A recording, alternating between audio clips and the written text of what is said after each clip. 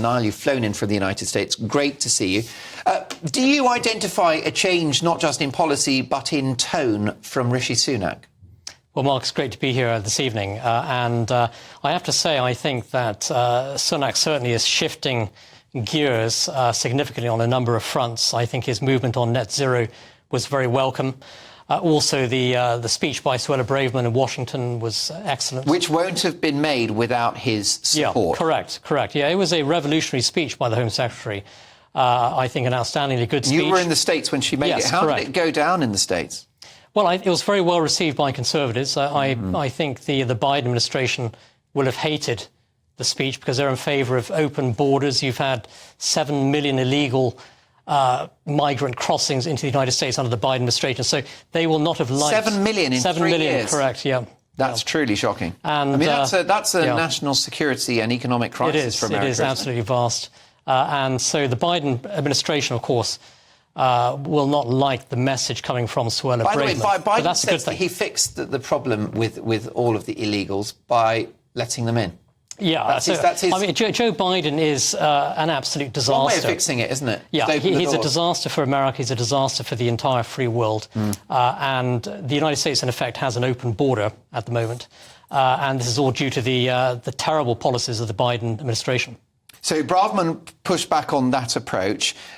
Do you think that she'll be heard beyond these shores, you know, her UK audience, her Conservative supporters in America? Because this is a European-wide problem, isn't it? I mean, across Europe, there are parties of the right that are rising because the public have had enough.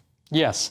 Yeah, I think her message resonates on both sides of the Atlantic. It resonates across much of Europe as well. And I think what she's saying is common sense. Multiculturalism has been a huge failure. Mass illegal migration poses a fundamental threat to the future of the West. And so her message was spot on. My former boss, Lady Thatcher, would have heartily agreed with what the Home Secretary was saying. In my view, however, I do think the Home Secretary could have gone further by declaring that the UK would leave the European Convention on Human Rights, ECHR. I do think the ECHR is absolutely appalling in terms of British interests. And Britain should leave it. If it wants to secure its borders, it has to be outside of the ECHR. Do you think that's coming? Is that the mic drop moment that Rishi Sunak is waiting for in the months ahead? That's a great question. So there is a real divide within Cabinet. There are several ministers who are very much in favour of leaving the ECHR. There are others who oppose that. I think the Prime Minister is sort of sitting on the fence at the moment. But if he decided that the UK should get out of the ECHR, that would be a huge step in the right direction.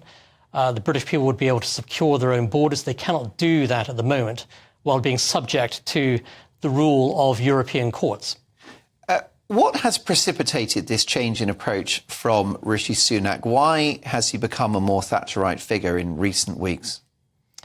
Well, without a doubt... Does he believe these things, or is it expediency? Yeah, that's a great question. I think without a doubt, Rishi Sunak is no Margaret Thatcher, but he is clearly learning from the success of Margaret Thatcher, and he is shifting rightwards, because that's where the beating heart of the Conservative Party is. Sunak cannot win the election unless he appeals to the grassroots of the Conservative Party. And Conservative Party grassroots want to see a British government that stands for secure borders, that stands for economic freedom. They also want to see, I think, a government that rejects the disastrous net zero ideology, because that's going to bankrupt Britain. Net zero is something that Lady Thatcher would have fundamentally opposed. She would have viewed it as big government socialist intervention in the free market. Plus, she was a scientist, so she would have questioned some of the narrative around that. Yeah, she was very much against all this climate alarmism at the moment. And I would say that Lady Thatcher would have fundamentally fought against net zero, and she would have viewed it as socialist-style big government intervention. What would she have made of woke? She would have been fundamentally opposed to wokeism. We had a bit of it in the 80s, didn't we, with stifling political correctness. Yeah. But this is on another level, and it's infiltrating our institutions. Yeah, wokeism is fundamentally dangerous to Great Britain, to the United States, to the entire Western world. And Margaret Thatcher would have fought wokeism with every ounce of her energy, and she would have defeated it. And wokeism really is far-left, Marxist-driven ideology. It is hugely destructive. Open borders, racial division, yes, and of course insane science around gender. Yeah, exactly. The whole transgender agenda is part of that. And Margaret Thatcher would have fought it and she would have defeated it. This is what the Conservative government has to do right now. It's in charge. It has to lead in fighting against the far-left cultural agenda. This is hugely important for the British people, and a Conservative government has to fight and prevail and win on this. But briefly, has the country shifted to the left? Is the Thatcherite message less resonant now in 2023? I don't think so. I think at heart Britain remains a conservative place, and just as the United States is also a conservative nation. And so the British people are instinctively conservative, and I think that the lessons of Thatcherism apply today, and we need to see the Prime Minister advancing the legacy and the principles of Margaret Thatcher. If he wants to win the election, that's the way to do it. You're off to conference next week. Do you enjoy conference? I can't say I enjoy it. I mean, you obviously speak and you attend a lot of events. And do you indulge in the après-ski as well?